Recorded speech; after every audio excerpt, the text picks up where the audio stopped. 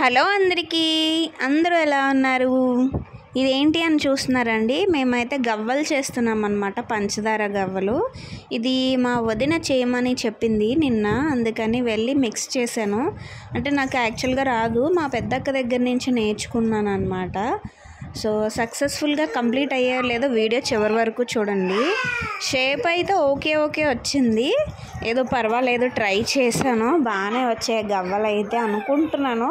Shape అయితే ఎంతో కాదులేండి, తక్కువ, చాలా తక్కువ, ఒక 2 kgs అలా చేసామన్నమాట.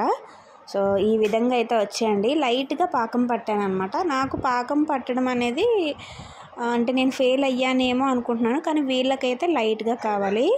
ఇప్పుడు చూడండి, మా తనిష్క మా అన్నయ్య వాళ్ళ పాప సూపర్గా ఉన్నాయి అత్త అని చెప్తుందనమాట. నైట్కి వచ్చేసి ఇంకా బంగాళదుంప కూర్మా చేశాను. చపాతీల్లోకి అనుకున్నాను ఫస్ట్, కానీ ఎందుకో పూరి తినాలని అనిపించింది. ఇంకేముంది, ఏ పిండి అయితే ఏంటి, పూరీకి ఓకే కదా, మైదా పిండే చేయాలని లేదు కదండి, గోధుమ పిండితో కూడా పూరీలు చేసుకోవచ్చు. అలాగే హెల్త్కి కూడా గోధుమ పిండి పూరీలు మంచివి. అందుకని చెప్పేసి నేను ఇంకా చపాతీలు కొత్తాను, కానీ ఇంకా పూరీలు అయితే చేసేసానండి.